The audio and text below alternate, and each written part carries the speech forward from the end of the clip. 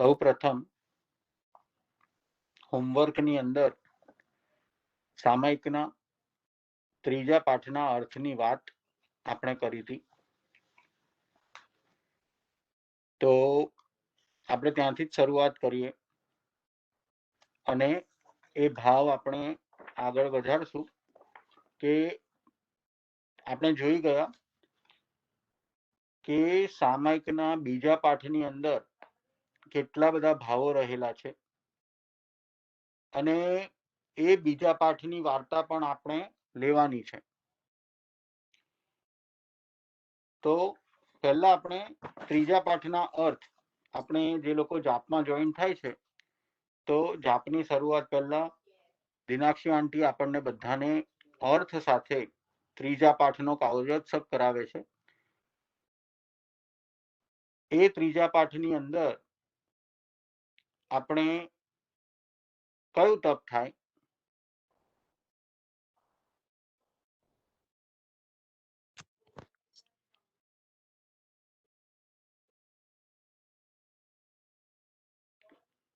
આપણે બોલશું કયું તપ થશે ત્રીજા પાઠની અંદર?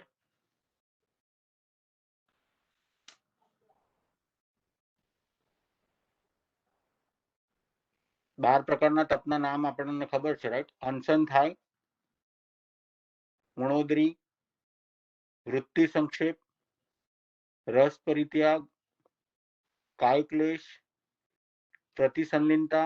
અપેક્ષાએ જોઈએ તો કાર્યોત્સવનો લાભ તો મળે જ છે, જે પાછળના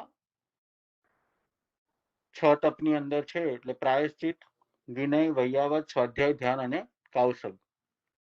તો આપણે 6 બહારની અંદર તપ લઈ શકીએ અને 6 આભ્યંતર તપની અંદરમાંથી પ્રાયશ્ચિતનું જે તપ છે, જ્યારે તમે અર્થ સાથે ત્રીજા પાઠના ભાવ બોલતા હો ત્યારે મનની અંદર એ પ્રાયશ્ચિતનું ઝરણું પણ વહેતું હોય છે અને એ પ્રાયશ્ચિતના ઝરણાની અંદર જ્યારે આપણા આત્માના ભાવ એકદમ વિશુદ્ધ થઈ જાય તો આત્મા અનંત અનંત કર્મની નિર્જરા પણ કરી લે છે અને ફરી વખત એ પાપ ન થાય એનું આપણે દ્રઢ સંકલ્પ પણ લઈએ છીએ. એટલે પ્રાયશ્ચિત પછી ધ્યાનની અંદર આપણે વિચારણા પણ કરી શકીએ, ચિંતન અને મનન પણ કરી શકીએ કે મેં દિવસ અથવા તો રાત્રિ દરમિયાન કેટલી વખત આવતા જતા કેટલા જીવોની વિરાધના કરી. વસંત પંચમીનો દિવસ આપણે કહીએ ને કે સંયમ લેવા માટે મુહૂર્ત જોવું ના પડે, આ દિવસના મુહૂર્ત બધા સારા જ હોય. તો આ દિવસે ઘણા ઘણા આત્માઓએ સંયમ અંગીકાર કર્યો હોય. ઘણી બધી જગ્યાએ તમે દીક્ષા દિન જોશો તો વસંત પંચમીનો દિવસ સંયમી માટે ખૂબ જ આગળ પડતો હોય છે અને એ સંયમીના જીવનની અંદર આપણે જ્યારે એમને ભાવ કેવી રીતે થયા હોય, એટલે હું વાત કરતો તો આવતા જતા રાત્રિ દરમિયાન આપણને ક્યારે એવું થાય તો સંયમીના જીવનની અંદર આપણે જોઈએ ને તો રાત્રે પણ કદાચ એમને ઉઠવું પડે તો હાથમાં રજોહરણ, એ એક એક પગલું માંડતા પહેલા યત્નપૂર્વક એમના પગ મૂકશે કે જેથી કરીને અજાણતા પણ એમના પગ નીચે કોઈ નાનકડું જીવ આવી ન જાય. એવા સંયમી આત્માઓ આ ત્રીજા પાઠનું તે છતાં પણ જ્યારે ઊભા થયા હોય ને પાછા સ્વસ્થાને આવે ત્યારે 4 પાઠ બોલીને ત્રીજા પાઠનો કાવસગ અવશ્ય કરતા હોય.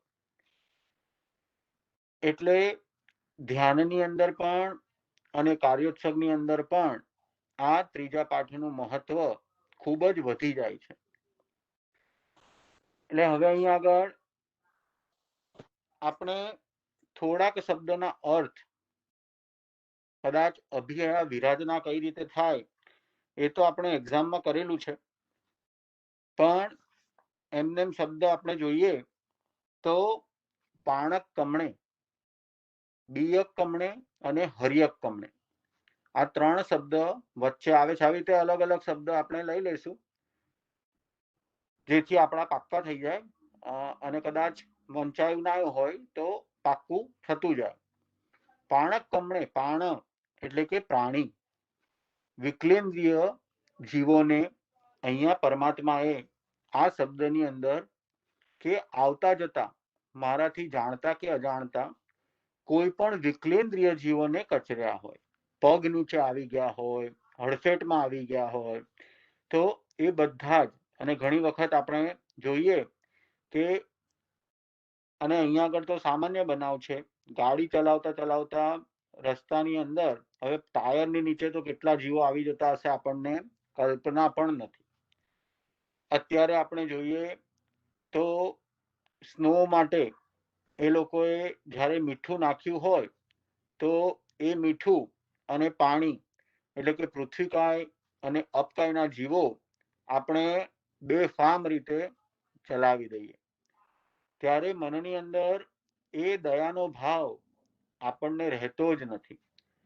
પણ જો આ અર્થ આપણે જાણતા હોઈએ તો મનની અંદર એક ડંખ થાય કે મારા લીધે હું કેટલા આત્માઓને પીડા આપું છું, અને કદાચ બે કામ સાથે કરી શકાતા હોય તો અલગ અલગ વખતે આપણે જવું અને એનો ઉપયોગ એ જીવોની દયા આપણે પાણી શકીએ. એટલે પાણક કમણે એટલે કે પ્રાણીઓ અથવા તો વિકલેન્દ્રિયને કચર્યા હોય. બીયક કમણે એટલે કે સચિત બીજોને કચર્યા હોય. હવાથી ઉડતા ઉડતા અથવા તો પડી ગયેલા બીજ જેમાં હજી જીવ છે એવા સચેત બીજને જો કચરી નાખ્યા હોય. હરિયક કમણે એટલે કે લીલી વનસ્પતિને કચરી હોય. આ ત્રણ શબ્દ આપણને ઘણા બધા ભાવો શીખવાડે છે. એવી રીતે આ ત્રીજા સૂત્રના એક એક શબ્દની અંદર આપણને ખૂબ જ કે હું કયું પાપ ક્યારે કરી નાખું છું એનો ભાવ અથવા તો જાગૃતિ આપણા જીવનની. આજે બીજો એક ટોપિક મેં થોડા સમય પહેલા ઉપાશ્રયની અંદર વાત કરી હતી કે આપણે ગેરંટી કાર્ડની વાત કરી હતી. એ ગેરંટી કાર્ડ આજે આપણે શરૂ કરવાના છે કે જેથી કરીને આપણે આપણું રિઝર્વેશન ક્યાં કરાવી શકીએ તો કે સદગતિની અંદર. પરમાત્માએ આપણને માર્ગ બતાવ્યો, એ માર્ગ ઉપર ચાલવાથી આપણે એ સદગતિનું રિઝર્વેશન કરી શકશું. પણ એ સદગતિના રિઝર્વેશન માટે પહેલા આપણે આપણા હૃદયને કુમળું બનાવવું પડશે, કોમળ બનાવવું પડશે. અને એટલું જ નહીં, પણ આ ભાવોને આપણે ઘૂંટતા ઘૂંટતા એ પ્રાયશ્ચિત દ્વારા જે જૂના કર્મ બાંધેલા છે તે કર્મને અલ્પ પણ એટલે કે હળવા પણ બનાવવા પડશે. એટલે આપણે જોઈએ કે ત્રીજા પાઠની અંદર આપણે કેવા ભાવો કરવાના છે. તો ગુરુ ભગવંત ફરમાવે છે, રસ્તે ચાલતા છકાય જીવોની વિરાધનાની આલોચના એટલે જ ઈર્યાવૈય સૂત્ર. એમ કહેવાય છે કે પાપ ન કરે તે દેવ, પણ પાપ કરીને પસ્તાવો ન કરે તે દાનવ. બે કેટેગરી બતાવી, એક દેવ એક દાનવ, કે જે પાપ જ ન કરે, પોતાના જીવનમાં પાપ રહિત જીવન જે જીવે તે દેવ. એટલે દેવગતિના દેવોની વાત નથી, અરિહંત અને સિદ્ધની વાત છે કે જેઓ પાપ પોતાના જીવનમાં આચરતા નથી, રાગ દ્વેષને જેમણે જીતી લીધા છે એ પાપનું આચરણ તેઓ કરતા નથી. અને દાનવ જે છે કે હું ખોટું કરું છું, ભૂલો કરું છું, પણ ભૂલોને ભૂલ માનતો નથી. તો એને કઈ કેટેગરીમાં મૂક્યા? તો કે દાનવની કેટેગરીમાં, કે પાપ કરે પણ પાપનો જો પસ્તાવો ન કરે તો તે દાનવ કહેવાય છે. હવે આપણે બધા પણ આપણી જાતને ઢંઢોળીને પૂછીએ કે આપણે કદાચ દેવ હજી બન્યા નથી, એટલે પાપ તો કરીએ જ છે, પણ પાપ કર્યા પછી પાપનો ડંખ રાખીએ છે કે નથી રાખતા? સ્તવનોની અંદર ઘણી વખત આવે છે, પાપ કરતા માપ રાખ્યું હોત જો. અને આપણે રત્નાકર 25 ની અંદર પણ પ્રાયશ્ચિતનું ઝરણું વહેતું હોય એવા ભાવો રત્નાકર મુનિએ અંદર બતાવ્યા છે. તો આ બધું જ આપણને શું બતાવે છે? એનું નાનકડું પરમાત્માએ આવશ્યક સૂત્રની અંદર ઈર્યાવૈયાના પાઠમાં બહુ જ મોટા ભાવથી આ વસ્તુ મૂક્યું કે પ્રાયશ્ચિત રૂપી ઝરણું આપણને દાનવ ન બનવા માટેનો રસ્તો એમાં બતાવી દીધો. પ્રભુ કહે છે કે જે જતનાપૂર્વક ચાલે છે તે પાપ કર્મનો બંધ કરતા નથી. હું પણ નીચે જોઈને ચાલું તેનું મને સ્મરણ કરાવે છે. દસોયકાલિક સૂત્રના ચોથા અધ્યયનની અંદર પરમાત્માએ ખૂબ જ સુંદર રીતે કહી દીધું કે જયમ ચરે જયમ ચિઠ્ઠે જયમ માસે જયમ સહે જયમ ભુજંતો ભાસંતો પાવકમ્મમ ન બંધઈ. એટલે જે પણ જતનાપૂર્વક ચાલે છે, જતનાપૂર્વક બેસે છે, જતનાપૂર્વક દરેકે દરેક ક્રિયા કરે છે, તે જીવ પાપ કર્મનો બંધ કરતો નથી. અને એટલા માટે જ અહીંયા પણ બતાવ્યું કે જે જતનાપૂર્વક ચાલે છે, ઈર્યા સમિતિનું પાલન જે જીવો કરે તો તેને પાપ કર્મનો બંધ થતો નથી. એટલે અહીં આગળ આપણને ખાલી પ્રેરણા આપવામાં આવી છે કે આપણે બધા પણ શું કરવાનું છે? તો કે હું પણ જતનાપૂર્વક જ્યારે પણ ચાલુ તો ઉતાવળ નહીં. મારા ભાવની અંદર જતના તો હોવી જ જોઈએ કે જતના વગરનું જીવન મને પાપ કર્મ બંધાવી દેશે. એટલે આ જતનાપૂર્વકના જીવનની અંદર આપણે ઉત્કૃષ્ટ ભાવથી આ ત્રીજા પાઠનો અભ્યાસ કરીએ, એના અર્થનું વાંચન કરીએ અને ઘૂંટી લઈએ. બીજા નંબરે આપણને બતાવે છે કે આપણે કોની વિરાધનાથી બચવાનો પ્રયત્ન કરીએ છીએ? તો કે છકાઈના જીવોની. તો કે છકાઈના દરેકે દરેક જીવો, સર્વ જીવો મારા આત્મા સમાન છે તેનું ભાન કરાવે છે. બહુ નાની વાત છે, પણ ઘણી વખત કલ્પના કરીએ ને તો આપણને વિચાર આવે કે વનસ્પતિકાયની અંદર અનંતા જીવો છે, અને એ જીવો કેવા છે? તો કે ભગવાને બતાવ્યું મારા જેવા જ છે. અને એટલું જ નહીં, પણ કોઈક કારણથી તે જીવો કેવા હોઈ શકે? તો કે નજીકના સમયમાં આપણાથી પહેલા મોક્ષે જનારા આત્માઓ પણ અત્યારે પૃથ્વી, પાણી અને વનસ્પતિના ગતિની અંદર તિર્યંચપણે બિરાજે છે. કેમ?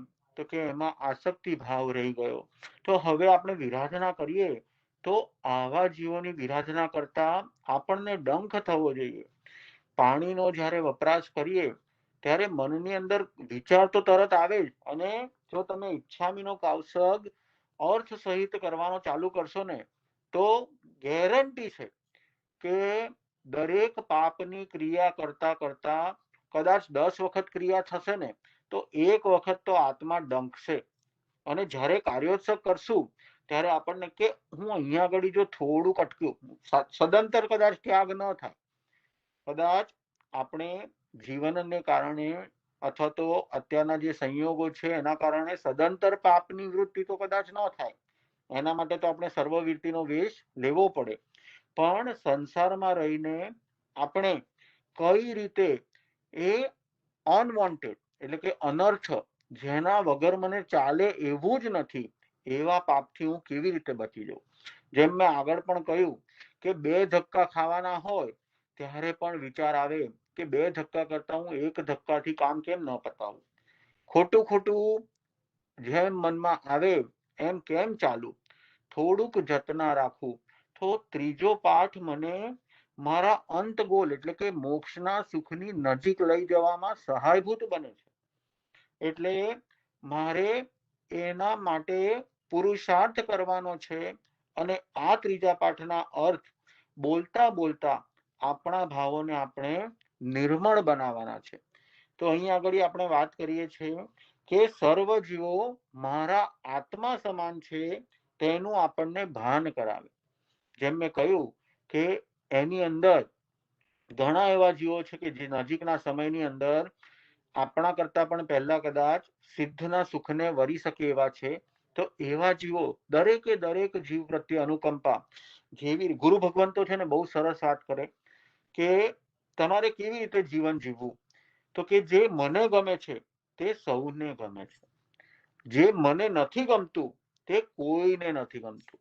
જેવી રીતે દરેક જીવોની ઈચ્છા શું હોય કે મને સુખ જ જોઈએ છે, કોઈને દુઃખ જોઈતું જ નથી.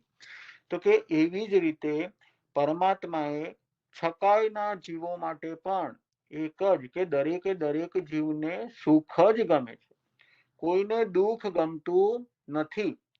અને એ દુઃખ ઉપર આપણે કૃષ્ણ વાસુદેવની કથા પણ આજે લેવાના ભાવ છે. આજે આપણે હોમવર્કને પૂરું 2 વખતથી આપણે કેરી ફોરવર્ડ કરીએ છીએ.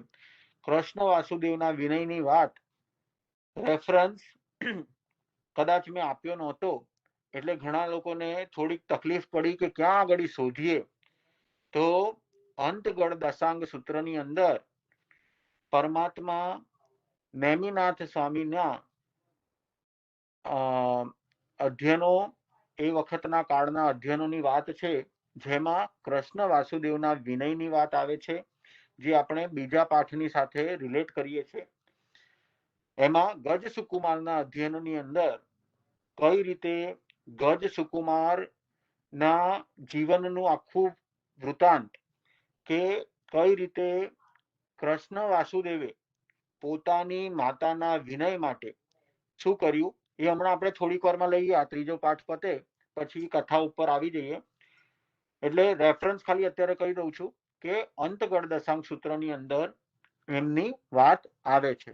2 અલગ અલગ અધ્યયનની અંદર એક ગજ સુકુમારનું અધ્યયન છે અને બીજું પદ્માવતી રાણીનું અધ્યયન છે.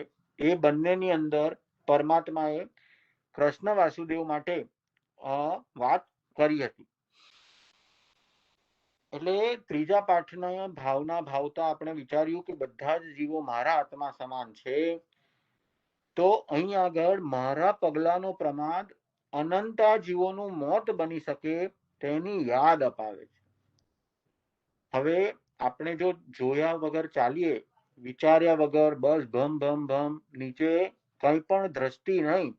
અત્યારે પણ આપણે જોઈએ, હવે 2 દિવસથી તો કદાચ બરફના ઢગલા ઓછા થઈ ગયા હોય, પણ આપણો પ્રયત્ન શું રહેવો જોઈએ કે એ બરફના જીવોને એટલે કે અપકાઈના જીવો, જેવી રીતે પાણી હોય તો એમાં જે એક બુંદ રહેલું છે એ ઘણા બધા પાણીના જે ટીપા છે તે ભેગા થઈને બરફ બને. તો એની અંદર જીવોની સંખ્યા વધી જાય. હવે આપણે ચાલતા હોય તો આપણને મજા માટે બરફને લાત મારવાનું મન થાય, બરફને કચરવાનું મન થાય, કારણ કે અવાજ આવે. એટલે પરમાત્મા ત્યારે ફરમાવે છે કે એ જીવો પ્રત્યે અનુકંપા ભાવ રાખ. કે એના ઉપર ચાલતા પહેલા જેવી રીતે આપણે વનસ્પતિ ઉપર તો નથી ચાલતા, પણ જ્યારે આવી ઉપર પણ ચાલવું પડે તો એના માટે પણ અનુકંપાનો ભાવ આપણા હૃદયની અંદર આવવો જ જોઈએ કે ખમાવું છું, મારે ચાલવું પડે છે માટે હું ચાલું છું. જેટલું તમને સૂકી જગ્યા હોય, જ્યાં આગળ એવી વસ્તુ ન હોય, તો એના પર ચાલીએ તો આપણે આ પાપથી બચી શકીએ છીએ. પ્રમાદ શું બતાવે છે કે અનંતા જીવોનું મોત બની શકે છે. હવે મને દુઃખ પ્રિય નથી તેમ કોઈ પણ જીવને દુઃખ પ્રિય નથી. એ હમણાં જ આપણે કહ્યું કે ગુરુ ભગવંતે સોરી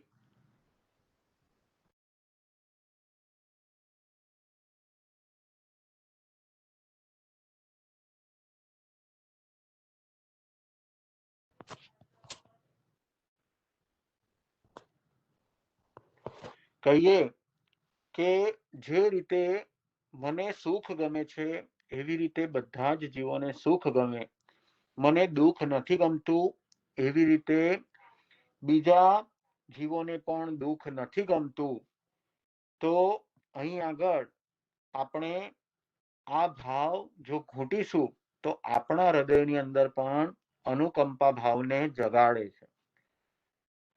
અહીં આગળ આગળ હજી ત્રીજા નંબરના અંદર પહેલા પોઈન્ટમાં આપણે જોઈ ગયા કે આપણને દાનવ બનતા અટકાવી દે, બીજા પોઈન્ટની અંદર આપણા આત્માની અંદર અનુકંપા ભાવને જગાડે છે, અને ત્રીજા નંબરે ઈર્યા વૈયાનો કાવસગ તો બાંધેલા પાપ કર્મને હલકા કરાવે છે. જેવી રીતે કહ્યું કે પ્રાયશ્ચિત દ્વારા પર્વત જેવું પાપ પણ હોય તો તે રાઈ જેવું બની જાય.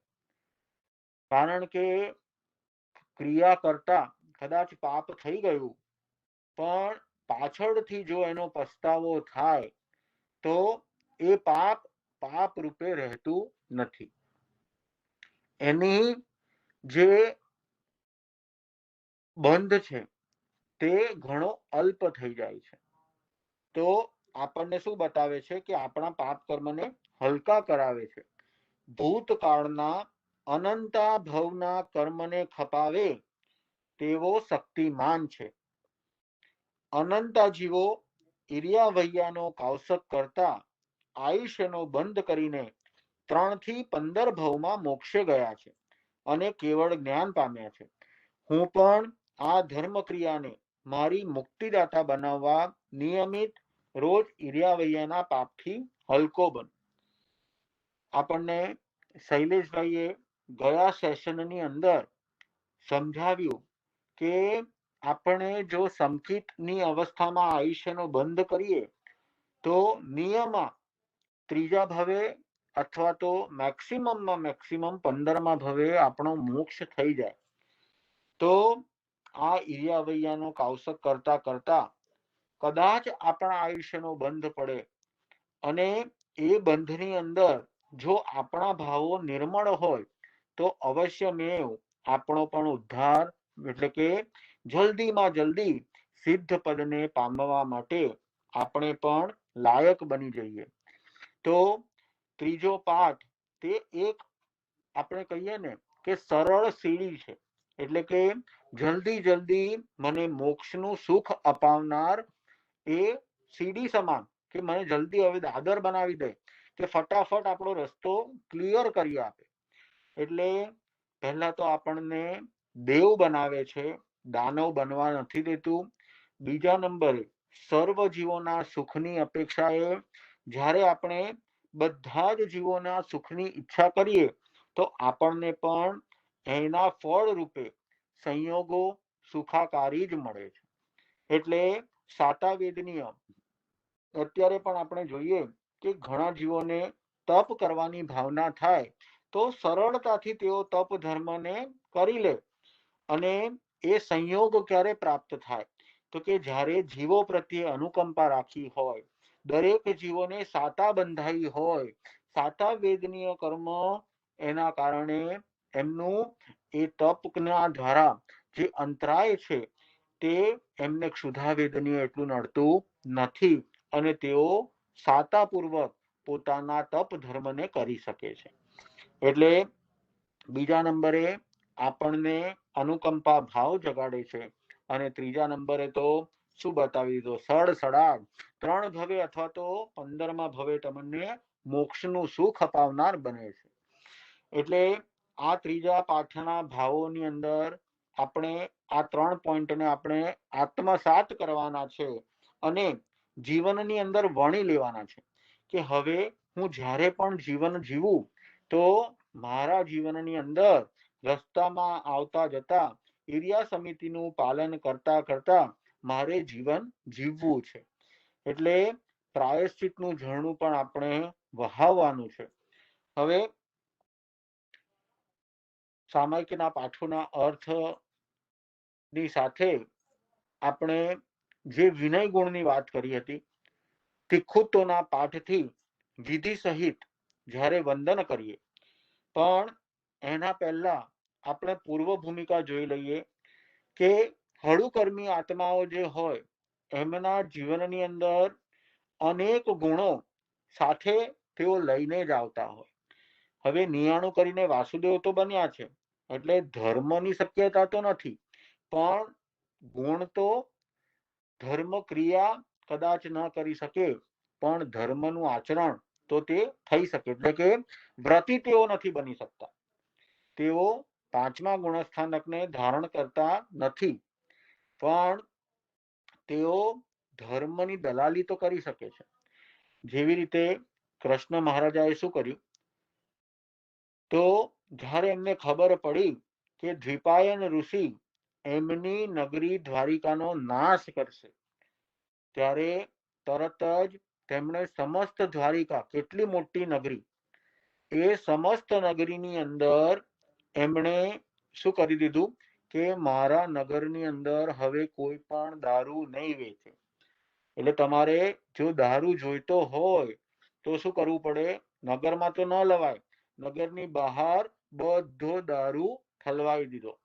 નગરની અંદરથી કમ્પલસરી બધું બંધ થઈ ગયું. અને એટલું જ નહીં, પણ પરમાત્માએ બચવાનો જે માર્ગ બતાવ્યો કે જે પણ સંયમી આત્મા હશે ને એમને આ દ્વિપાયન ઋષિ કાંઈ નહીં કરી શકે. એટલે જો તમારે તમારા આત્માનું હિત કરવું હોય અને એ વખતે કૃષ્ણ મહારાજાએ જે દલાલી કરી અને બધાને ખુલ્લું આહવાન આપ્યું કે જેમણે પણ એ લેવા જેવો માર્ગ આ જ છે અને જેમને પણ સંયમ માર્ગે જવું હોય તો એમના પરિવારનું પાલન પોષણ હું મારા પરિવારની જેમ કરીશ.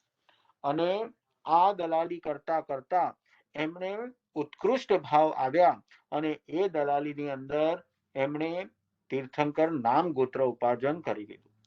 એટલે તેઓ નાનકડામાં નાનકડો વ્રત નિયમ ન લઈ શકે, પણ છતાં પણ આ રીતે દલાલી કરીને તીર્થંકર નામ ગોત્ર ઉપાર્જન કરી લીધું. એ કૃષ્ણ વાસુદેવની આપણે વાત કરીએ છીએ કે એમનામાં વિનય ગુણ કેવો હતો. તો અંતગઢ દશાંગ સૂત્રની અંદર ગજ સુકુમારના અધ્યયનોની અંદર વાત આવે છે. આપણે આખું અધ્યયન નહીં લઈએ, જેને પણ ભાવ હોય તો વાંચજો. ખૂબ જ સુંદર ભાવ પરમાત્માએ એ અધ્યયનમાં બતાવ્યા છે. પણ આપણે અત્યારે જે રેફરન્સ છે કે બીજા પાઠનું જે ઇમ્પોર્ટન્સ આપણે બતાવ્યું, આપણે જગન્ય વંદન, મધ્યમ વંદન અને ઉત્કૃષ્ટ વંદન, એ 3 વંદન આપણે જોઈ ગયા કે રસ્તામાં આવતા જતા ગુરુ ભગવંત આપણને મળે તો કઈ રીતે આપણે વંદન કરવા જોઈએ અને એનું ફળ રૂપે શું મળે છે એની વાત આપણે કરી ગયા હતા. તો એ તિખુતોના પાઠની વાત છે, વિનયની વાત છે. તો આગમમાં ભગવાન ફરમાવે છે કે કૃષ્ણ વાસુદેવને કેટલી રાણીઓ હતી, તો કે ચક્રવર્તીને 64,000 રાણી હોય, વાસુદેવને 32,000 રાણીઓ હોય છે. એટલે કૃષ્ણ વાસુદેવને 8 પટરાણી, રૂકમણી, જામવતી, સત્યભામા કરીને 8 પટરાણી હતી, 32,000 રાણીઓ. પણ એમના પિતા જે વસુદેવ હતા એમના પૂર્વ ભવના નિયાણાને કારણે એમને 72,000 રાણીઓ, અને એ આટલી બધી રાણીઓ એટલે કે અપેક્ષાએ જોઈએ તો કૃષ્ણ મહારાજાને કેટલી માતા થઈ? તો કે 72,000 માતાઓ થઈ. તો કે 3 ખંડનો અધિપતિ. 3 ખંડ એટલે આપણે તો જો ખાલી એક ટાઉનશીપનું પણ આપણા પર લોડ આવી જાય ને તો આપણને બિલકુલ સમય રહે નહીં. પણ આ તો 3 ખંડના અધિપતિ. એ 3 ખંડની વાત પણ આપણે જ્યારે અઢી દ્વીપનો નકશો કર્યો, ભરત ક્ષેત્રની વાત કરી, એમાં કેટલા દેશ આવે એ બધી વાત આપણે, એમાં ખાલી આર્યભૂમિ કેટલી એ બધી વાત આપણે એ વખતે હજી પાછું રિવાઇઝ કરીશું. પણ અત્યારે મારે કહેવાનો ભાવ છે કે જે 3 ખંડ એટલે આપણે જે યુનિવર્સ, આપણે જે આખું અર્થ સમજીએ છીએ પૃથ્વી, એ તો એક ખંડનો 1/3 ભાગ જ છે. એવા 3 ખંડના અધિપતિ કૃષ્ણ મહારાજાને કેટલી માતા કહી મેં? 72,000 માતા. તો હવે ભગવાન બતાવે છે કે આટલા બિઝી હોવા છતાં પણ તેઓ રોજ પોતાના 400 માતાને વંદન કરવા જતા. અને એમાં જે પોતાને જન્મ દેનારી માતા છે એને તો રોજ પગે લાગે. હવે અહીં આગળ ગુરુદેવ આપણને સમજાવે કે આપણા જીવનની અંદર ઉપકારી આત્માઓ કેટલા, અને આપણે એમના ઉપકાર, અને એટલે જ કદાચ આપણે ગઈ સંવત્સરીની અંદર એક નાનકડા સંસ્કાર માટે બાળકોને અને મોટાઓને એક નિયમમાં લાવવાનો પ્રયત્ન કર્યો કે તમે શું કરો? તો કે ઉઠીને વડીલોને અને માતા પિતાને પગે લાગીને જય જિનેન્દ્ર કહો. એટલે હજુ પણ મોડું નથી થયું. કદાચ ન થતું હોય તો આપણે અત્યારે પણ ચાલુ કરીએ અને આગળ એ માર્ગે કે મારા વડીલોને હું યાદ કરું અને એમને રોજ શું કરું? તો કે કૃષ્ણ મહારાજા રોજ દેવકી માતાને પગે લાગે અને સાથે સાથે બીજી 400 માતાઓને પણ પગે લાગે. અને આ રીતે પગે લાગે તે છતાં પણ એક માતાનો નંબર ફરીવાર ક્યારે આવે? તો કેલ્ક્યુલેટ કરીએ ને તો 6 મહિને. કારણ કે 180 18 ચોકુ 72 થાય એટલે કે 72,000 રાણીઓનો નંબર. એટલે આજે જે માતાને પગે લાગ્યું એને હવે બીજી માતાને, એની એ માતાને ફરીવાર વારો ક્યારે આવે? તો કે વર્ષમાં 2 જ વખત એક માતા મળી શકે, એટલી બધી માતાઓ એમને હતી. આપણે વિનય ગુણની વાત કરીએ છીએ અને એની અંદર કૃષ્ણ મહારાજા 400 માતાઓને પગે લાગે. અને એ પગે લાગતા એક દિવસ જ્યારે એમની માતા પાસે જાય, દેવકી માતાને પગે લાગતા હોય, અને એ દેવકી માતાને પગે લાગતા લાગતા આજે જાય છે તો માતા એમના તરફ જોતી નથી, કોઈક વિચારમાં છે. હવે એ વિચારની અંદર કૃષ્ણ મહારાજ એમને પગે લાગે છે. પગે લાગવાનું થઈ ગયું પણ માતા તરફથી કંઈ પ્રતિસાદ મળતો નથી. કોઈ ભાવ જાણવા તો એમને પ્રશ્ન કર્યો કે માતા, હું રોજ આવું ત્યારે તો તમે પ્રસન્ન થઈ જાઓ, તમે ખુશ થઈ જાઓ કે મારો પ્રશ્ન આવ્યો, પણ આજે તમે કયા આર્ત ધ્યાનમાં ડૂબેલા છો કે મારા તરફ તમે દ્રષ્ટિ પણ કરતા નથી, મને આશીર્વચન પણ આપતા નથી, અને કોઈક અલગ જ વિચારમાં તમે ગમગીન છો. આ રીતે પોતાની માતાનું ધ્યાન પણ રાખે છે. અને ત્યારે માતા જવાબ આપે છે. એ વાર્તા અત્યારે આપણે લેતા નથી કારણ કે હવે ગજ સુકુમારનો અધિકાર ત્યાં આગળ ચાલુ થાય. પણ આપણે કૃષ્ણ મહારાજાના વિનય ગુણને શીખવાનો છે તો આપણી અંદર પણ આ વિનય ગુણ જલ્દી પ્રગટ થાય. અને એ જે રીતે માતાને પણ પગે લાગતા એવી જ રીતે પદ્માવતી રાણીના અધ્યયનની અંદર નેમનાથ ભગવાન ફરમાવે છે કે તારી ગતિ કઈ થશે? તો કૃષ્ણને કહ્યું કે તું તો નરકે જવાનો છે. અને એ નરકનું વર્ણન સાંભળતા કૃષ્ણ મહારાજાને પરસેવો વળી ગયો કે હે, હું ભગવાનનો આટલો બધો ભગત, અને તે છતાં પણ મારે ક્યાં જવું પડશે? તો કે મર્યા પછી નરકના દુઃખોને સહન કરવા જવું પડશે. પણ એટલું જાણીને પણ ભગવાને સાથે સાથે બતાવ્યું પણ ખરું કે તું ચિંતા ના કર, સાતમી નરકે જનારો તું તે શું કર્યું?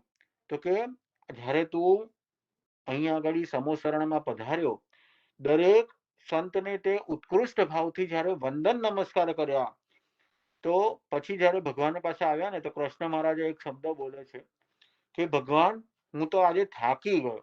વાસુદેવ જેવા વાસુદેવ કે જેઓ શું કેટલી શક્તિ હોય, તો કે પોતે તરીને તે ઘાતકી ખંડ સુધી જઈ આવે. હવે આ વાત ક્યાં છે? તો કે દ્રૌપદી સતીના અધ્યયનની અંદર, જ્ઞાતા ધર્મ કથાના દ્રૌપદીના અધ્યયનની અંદર આ વાત આવે છે કે જ્યારે દ્રૌપદીજીનું અપહરણ થઈ જાય, ત્યારે કૃષ્ણ મહારાજા લવણ સમુદ્રને ઓળંગીને ક્યાં જાય છે? ઘાતકી ખંડમાં એ રાજાની સાથે યુદ્ધ કરવા માટે જાય છે. એટલે વાસુદેવનું બળ, અને એ વાસુદેવ ભગવાન પાસે આવીને વાત કરે કે ભગવાન, હું 18,000 સંતોને, કારણ કે નન્નાથ ભગવાનના 36,000 સાધુઓ, તો 36,000 સાધુઓને એમાંથી અડધા સંતોને એમને વિધિપૂર્વક વંદન નમસ્કાર કર્યા. અને એ વંદન નમસ્કાર કરીને ભગવાન પાસે આવીને બોલે છે, ભગવાન, હું થાકી ગયો. ત્યારે પરમાત્મા બોલે છે કે હે કૃષ્ણ, તારો આવતા ભવનો થાક ઉતરી ગયો.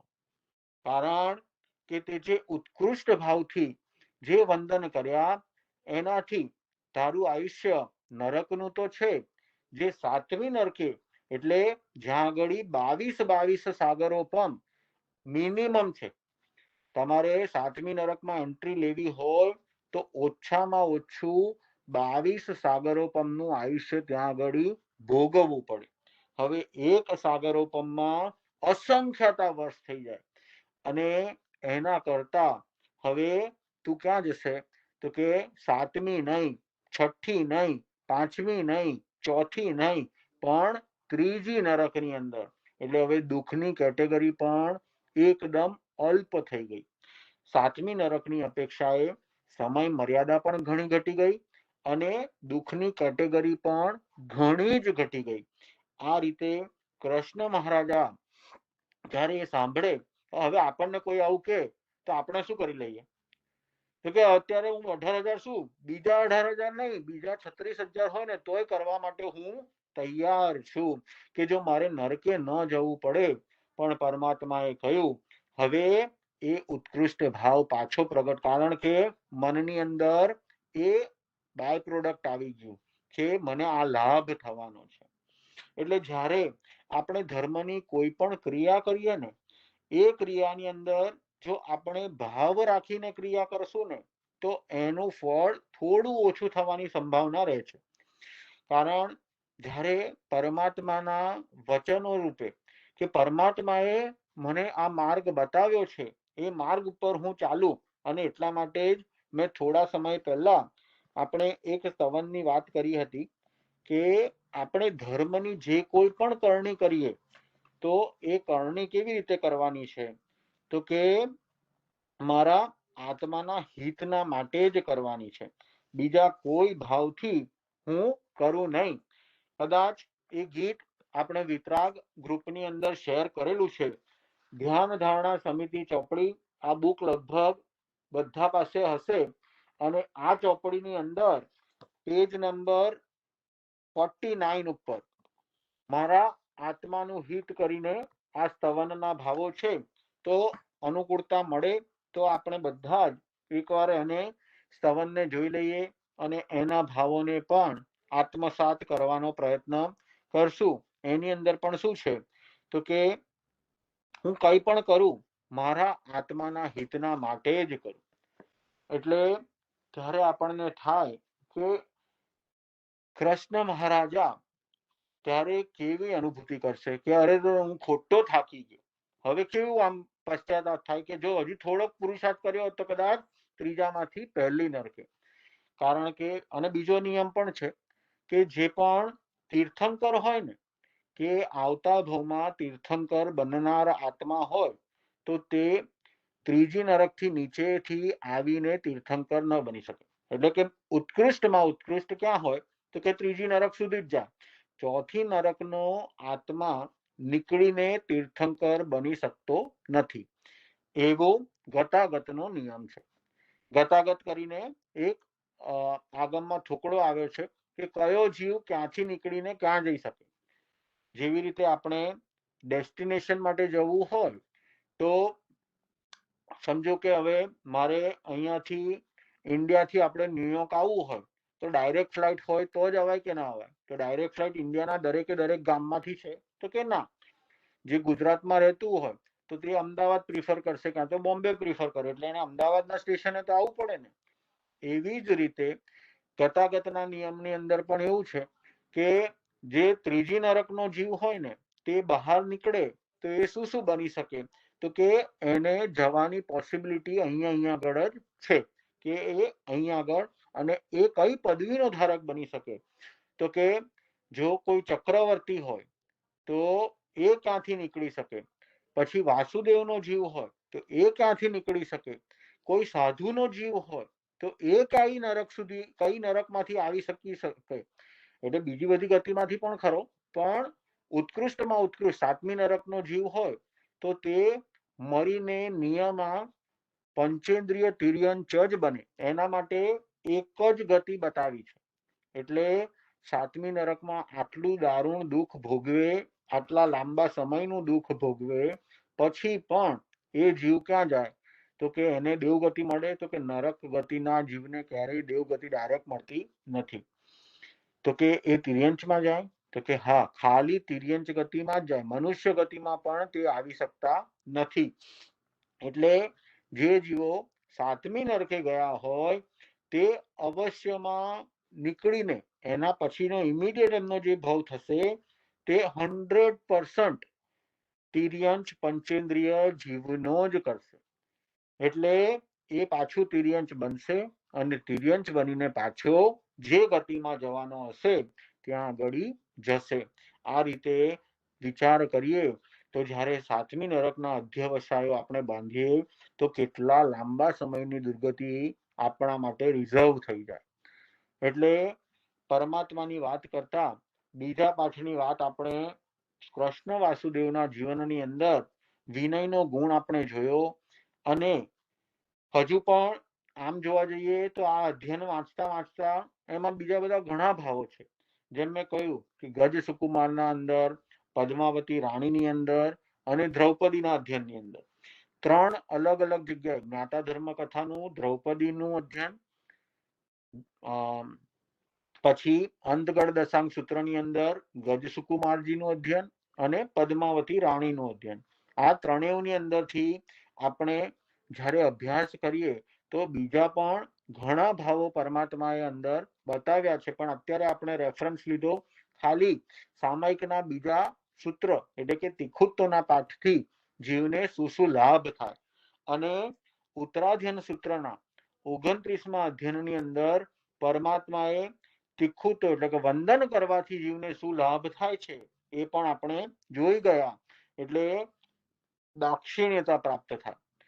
આપણને કોઈ પ્રશ્ન કરે કે તમે આવા હાજર જવાબી કેવી રીતે છો તો એ પણ કયા કારણે છે તો કે પૂર્વની અંદર તમે જે કરણી કરીને આવ્યા છો, જે વિનય ગુણને ધારણ કર્યો, તમે ઉત્કૃષ્ટ આત્માઓને વંદન નમસ્કાર કર્યા, એના ફળ રૂપે તમને દાક્ષિણ્યતા, બુદ્ધિની દાક્ષિણ્યતા પ્રાપ્ત થાય. આપણે બધા નૂતન વર્ષના નવલા પ્રભાતે માંગીએ કે અમને અભયકુમાર જેવી બુદ્ધિ મળજો. કારણ કે આપણે જાણીએ કે અભયકુમારની બુદ્ધિ કેવી સચોટ કે ગમે તેવી પરિસ્થિતિ આવે, વિકટમાં વિકટ પરિસ્થિતિ પણ આવે તો એમાં પણ તેઓ એનો માર્ગ શોધી લેતા, એમાંથી માર્ગ કાઢી લેતા. તો એવી પરિસ્થિતિની અંદર પણ જ્યારે શું કરે છે તો કે માર્ગ નીકળી જાય એ ફળ કોનું છે? તો કે એ ફળ સુંદર રીતે વિનય ભાવપૂર્વક તિખુત્વના પાઠથી ઉત્કૃષ્ટ જીવોને વંદન નમસ્કાર કરવાનું બાય પ્રોડક્ટ છે. બરાબર. એટલે અહીં આગળ આપણે કૃષ્ણ વાસુદેવનો અધિકાર પણ આપણે જે રેફરન્સ લેવો તો એટલો અધિકાર અહીંયા કવર કર્યો. બીજા કોઈને પણ ભાવ હોય? હા ભગવાન. એક ક્વેશ્ચન હતો. આપણે હું વાંચતી હતી નેટ ઉપર કૃષ્ણ વાસુદેવનું જે વંદનાનું, તો એમાં કે ઉત્કૃષ્ટ વંદના કરી એમણે 18,000 સાધુઓની, અને એમ કે 12 આરવત કે આરવાત, એટલે આપણે જે ઈચ્છામી ખમાસણનો પાઠ બોલીએ છીએ તો એમાં કેવી રીતે 12 આરાવત, મને એક્ઝેક્ટલી ભૂલી ગઈ હું નામ, પણ આરવત કે આરવત કીધું હતું એ કેવી? હા હા, રાઈટ. હા બરાબર છે. એટલે આઈ થિંક કદાચ એ રેફરન્સ આપણે દેરાવાસીના કોન્ટેક્સમાં હોઈ શકે. કારણ આપણે તિખુત્વના આગમની અંદર આપણે જ્યાં જ્યાં પણ વાંચન કરીએ છીએ ત્યારે ખાલી પ્રતિક્રમણની અંદર ઈચ્છામી ખમાસમણો એટલે કે ઉત્કૃષ્ટ વંદનનું ઉપયોગ આપણે પ્રતિક્રમણની અંદર, એટલે તમે જે આવર્તનની વાત કરો છો તે આવર્તન આપણે જે રીતે બોલીએ ને કે જે બધા સમૂહમાં સાથે આપણે બોલીએ, ઈચ્છામી ખમાસમણો વંદેવ જાણી જાય નિશિયાણ જાણમે નિશિહી અહો કાયમ કાયે સંભાસમ, જે સાથે બધા બોલે એટલે અહો કાયમ કાયે સંભાસમ, એને આવર્તન કહેવાય.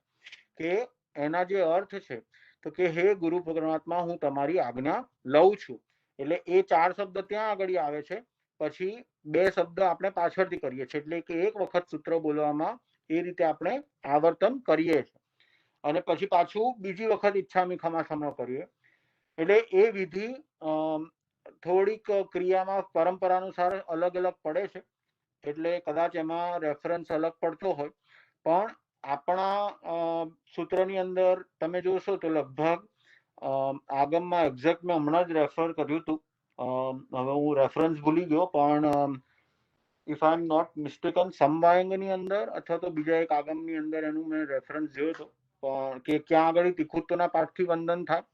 અને એટલે જ આપણે જગન્ય મધ્યમ અને ઉત્કૃષ્ટ વંદન જોયું કે જગન્ય વંદનાનો ઉપયોગ ક્યારે કરવાનો છે, મધ્યમ વંદનાનો ઉપયોગ ક્યારે કરવાનો છે, અને ઉત્કૃષ્ટ વંદનનો ઉપયોગ ક્યારે કરીએ છે. એટલે ત્યાં આગળ આવર્તનની વાત આવે છે. અચ્છા, આજે મેં વાંચ્યું તો હેમચંદ્ર સૂરી મહારાજ નું હતું, કઈ તીર્થંકર શલાકા પુરુષ કે ટાઈપનું હતું, તીર્થંકર શલાકા પુરુષનું. બરાબર. આપણે જે ઉત્કૃષ્ટ વંદના છે એ ખાલી પ્રતિક્રમણમાં જ થઈ શકે, રાઈટ? એટલે એ આપણે સમજી લો કે મહારાજ સાહેબને કે એમના દર્શન કરવા જાય તો ત્યારે તો તિખુત્વનો જ પાઠ થાય. હા ભગવાન, આપણામાં એ જ પરંપરા છે, એટલે આપણે એ રીતે જ ફોલો કરીએ છીએ. ઓકે. હા, બીજા કોઈને અહીંયા આગળ કઈ પ્રશ્ન કૃષ્ણ વાસુદેવની અંદર?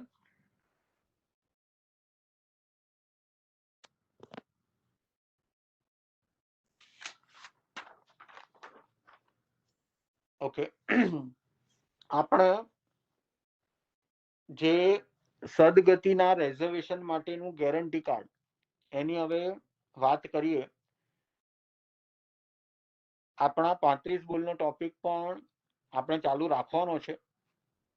નેક્સ્ટ બોલની અંદર 29મો બોલ, એમાં 9 પ્રકારના રસનું વર્ણન, અને એ 9 રસની અંદર શું શું ભાવો આવે, એનું ઇમ્પોર્ટન્સ શું છે, એની વાત આપણે આગળના સેશનની અંદર કરશું. પણ અત્યારે આપણે હમણાં જ્યારે ત્રીજા પાઠની વાત કરીને તો એક વસ્તુ ગુરુ ભગવંતે કહ્યું કે દરેક જીવ શેને ઈચ્છે છે, તો કે સુખને ઈચ્છે. હવે આપણને બધાને પણ 4 ગતિ ખબર છે કે નારકી, તિર્યંચ, મનુષ્ય અને દેવ. હવે આ 4 ગતિમાંથી આપણને કોઈ કે ચલો તમારે હવે ક્યાં જવું છે, તો આપણે બધા શેની માંગણી કરશું? તો કે જ્ઞાની આત્મા હશે તો કદાચ એની માંગણી એવી આવશે કે મને પરમાત્માનો સાથ મળે, અહીંયાથી હું મરીને પાછો મનુષ્ય બનું, મહાવિદ્ય ક્ષેત્ર જેવી ભૂમિની અંદર કે જ્યાં તીર્થંકર પરમાત્મા વિચરતા હોય અને મને એમનું શાસન મળે એવી ભાવના ભાવ કે જેથી કરીને હું કદાચ સર્વવીરતીનો વેશ અંગીકાર કરીને જલ્દી જલ્દી મોક્ષના સુખને પ્રાપ્ત કરી શકું. અને કદાચ એ ન થાય તો આપણામાંથી કોઈ પણ નરક અથવા તો તિર્યંચ ગતિને તો માનશું નહીં, કારણ કે ખબર છે કે નરકમાં તો દારૂણ દુઃખ પડેલા છે. ત્યાં આગળ 10 પ્રકારની તો ક્ષેત્ર વેદના ભગવંતે બતાવી છે. અને એ ક્ષેત્ર વેદનાનું વર્ણન પણ જે 9 રસની હમણાં મેં વાત કરી, એ વર્ણન પણ એક રસ છે. એ સાંભળતા સાંભળતા પણ આપણને જે ભાવ થાય એ રસનું નામ એ વખતે આપણે લઈશું. પણ કહેવાનો આશય અત્યારે આપણે એક લઈએ કે દરેકે દરેક જીવ સદગતિ થાય એવું સૌ ઈચ્છે, પણ દુર્ગતિને કોઈ ઈચ્છતું નથી. એ વાત તો આપણે બધા જ જાણીએ છીએ. સદગતિમાં જવું એટલે મનુષ્ય અને દેવ થવું દરેકને ગમે છે. અને દુર્ગતિમાં જવું એટલે કે પશુ કે તિર્યંચ થવું અથવા તો નરકમાં જવું કોઈને ગમતું નથી. આપણે બધા જ માનીએ કે નારકી તિર્યંચ ગતિની અંદર પરવસતા અત્યારે આપણે એકેન્દ્રિયપણાની અંદર જોઈએ, વિકલેન્દ્રિયપણાની અંદર જોઈએ કે પંચેન્દ્રિયપણાની અંદર જોઈએ, કેટલાય પરવસતા પોતે પોતાને કઈ ક્રિયા કરવી હોય તો એ ટાઈમે થાય પણ ખરી, કારણ કે બોલી શકતા નથી ને બોલે તો પણ સમજી શકનારા બહુ ઓછા હોય, એટલે એ કદાચ થાય પણ ખરું અને ન પણ થાય. એટલે તિર્યંચ ગતિની ઈચ્છા પણ કોઈ રાખતું નથી અને સાથે સાથે આપણે નરક ગતિની ઈચ્છા પણ કોઈ કરતું નથી. પણ મનુષ્ય અથવા તો દેવ ગતિની ઈચ્છા, કારણ કે ખબર છે દેવોને શું કરવાનું છે. પણ જ્યારે તમે દેવના સુખોનું વર્ણન વાંચો, દેવની અલગ અલગ ભૂમિકા એટલે દેવના જે ભેદ છે એમાં તમે એમની ડ્યુટીઝ વાંચો ત્યારે પણ આપણને ખબર પડે કે દેવ ગતિ પણ કેવી છે. હા, બાકીની 3 ગતિ કરતા અપેક્ષાએ વધારે પાવર વાળી છે, પણ ત્યાં પણ દુઃખ તો છે જ, એટલે એ પણ ઈચ્છા કરવા વાળું નથી. મનુષ્ય જીવનથી અનેક ગણા સુખો, માનપાન, એશ આરામ કે ઝવેરાત વગેરે અઢળક સુખો દેવ ગતિમાં મળે છે. એટલે આપણને શું મળશે તો કે મનુષ્ય જીવનથી અનેક ગણા સુખો, કારણ કે તમારી પાસે શક્તિ છે, વૈક્રિય શરીર છે, તે એક એક દેવ આ જંબુ દ્વીપની પરિક્રમા એક ચપટી વગાડે એટલા સમયમાં 21 વખત કરી શકે એવી શક્તિનો ધારક હોય. એટલે કેટલી સ્પીડ થઈ, તો આપણે જે મનથી વિચારીએ ને એના કરતા પણ ફાસ્ટ એમની ગતિ અથવા તો એમનો પાવર બતાવ્યો છે. એટલે બધાને દેવ ગતિ પસંદ છે. આત્માનો છેક મોક્ષ પ્રાપ્તિ સુધીનો આધ્યાત્મિક ઉત્કૃષ્ટ વિકાસ મનુષ્ય ગતિમાં જ સફળ બને છે. માટે આપણે સર્વ મનુષ્ય ગતિને સદગતિ માનીશું.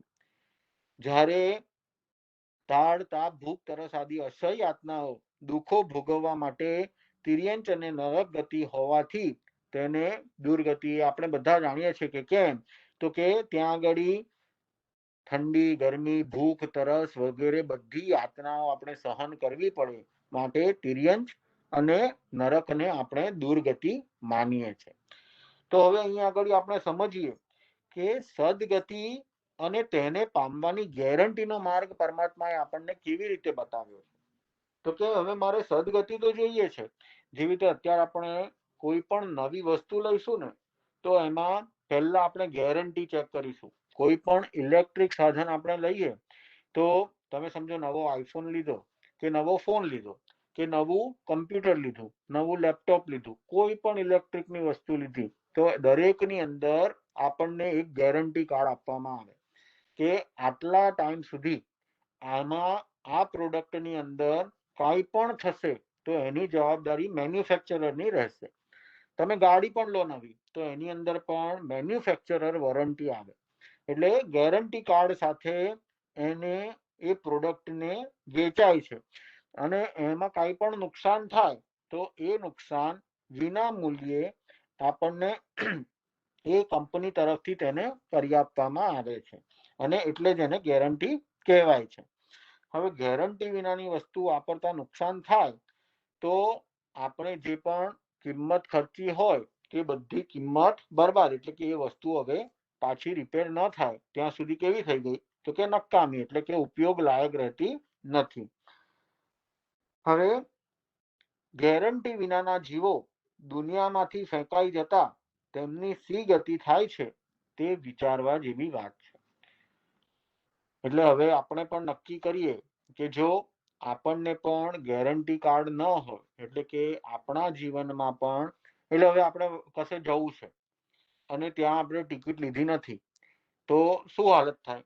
ત્યાં આગળ તમે પહોંચી જાઓ તો ત્યાં આગળ તમને ટિકિટ મળે પણ ખરી અથવા તો ન પણ મળે. અને કદાચ મળે તો તમારે પ્રાઇસ કેટલી પે કરવી પડે, કે જે નોર્મલ પ્રાઇસ હોય એના કરતા ડબલ ટ્રિપલ કે જેવું મુવમેન્ટ, એટલે આપણું પુણ્ય પણ વધારે વપરાઈ શકે. એટલે ગેરંટી કાર્ડ વગરના જીવોની હાલત આવી થઈ જાય છે.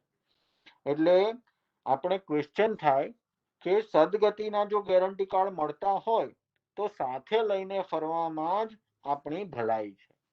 એટલે સમજદાર વ્યક્તિ હોય તો બધું પ્રી પ્લાન કરે કે ન કરે, તો કે કરી જ લે. મારે કશે જવું છે તો હું પહેલેથી એની પૂર્વ તૈયારી કરીશ, એની તપાસ કરી લઈશ, એના માટે તૈયારી કરી લઈશ. તો સદગતિના ઘણા ગેરંટી કાર્ડ શાસ્ત્રમાં બતાવ્યા છે. 100% નહીં પણ 1000% ખાતરી વાળા છે.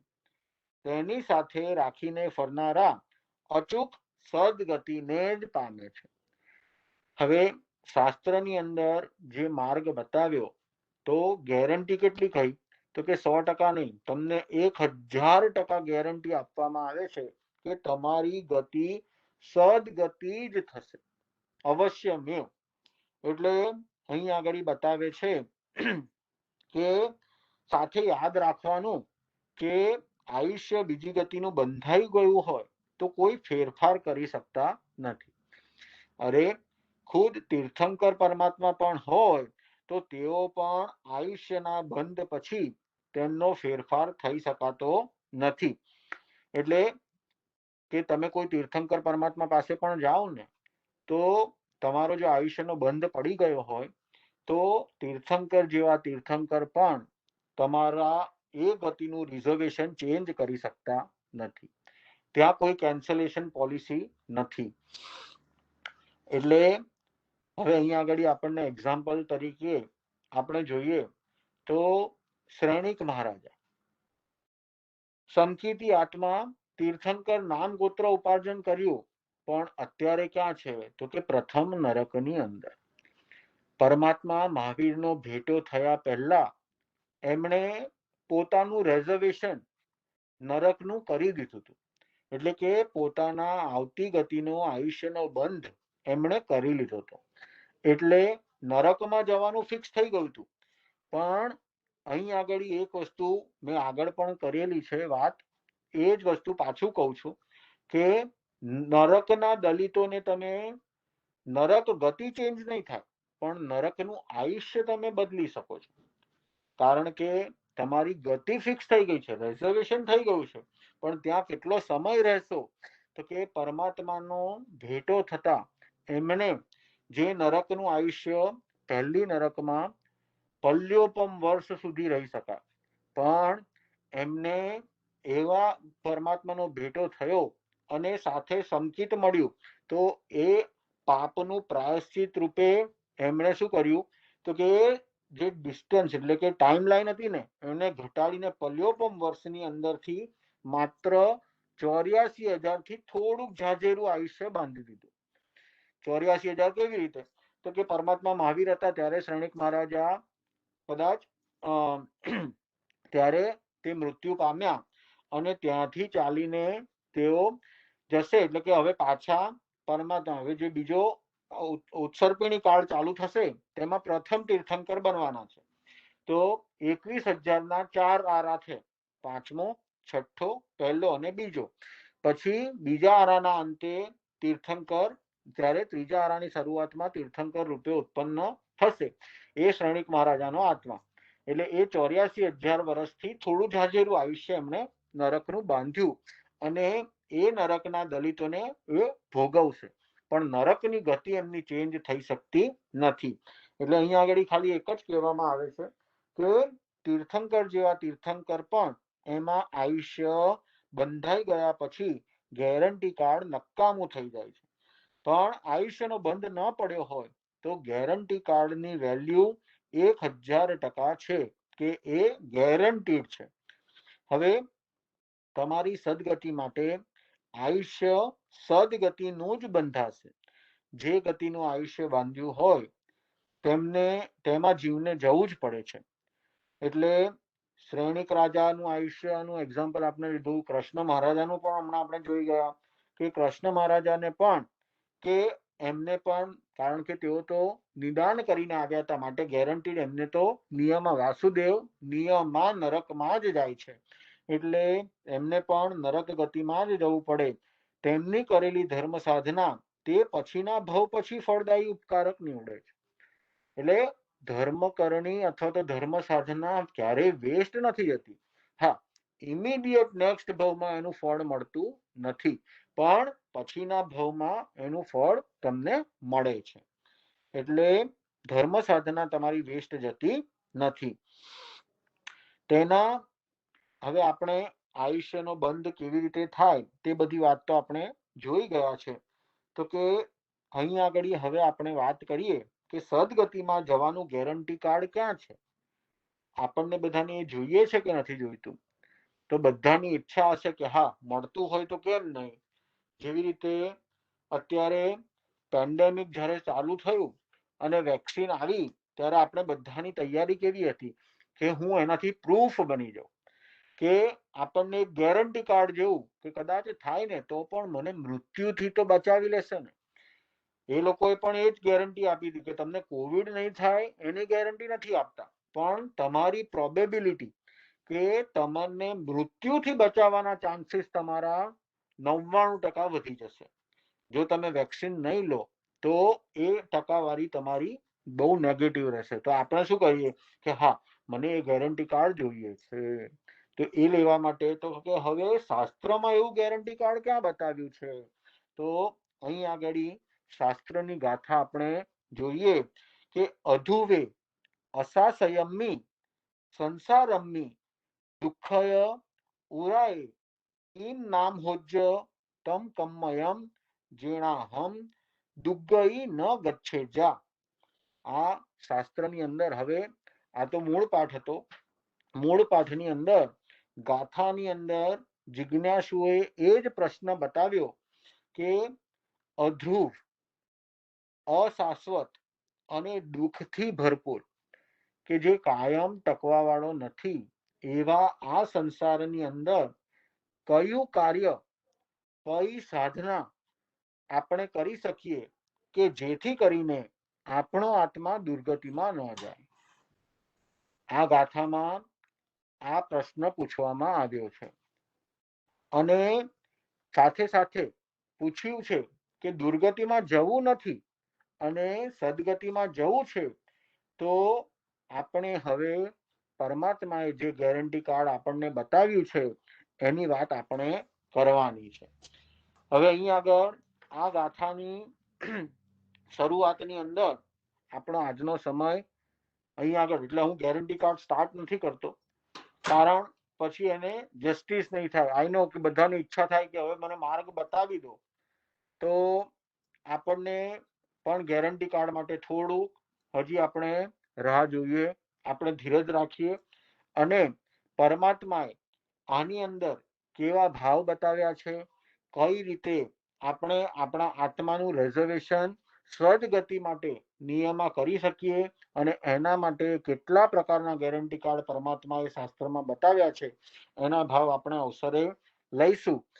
અને સાથે સાથે આપણે જે 35 બોલનો ટોપિક ચાલે છે તે બોલની અંદર અને આગળ પણ જે રોજિંદી ક્રિયા જે આપણે કરવાની વાત કરી ગયા છે, ઈચ્છામીનો કાર્યોત્સવ, 5 મી, 3 મનોરથ વગેરે જે કરણી આપણે કરવાની વાત કરી છે, તે બધી આરાધના આપણે જીવનની અંદર ચાલુ રાખીએ.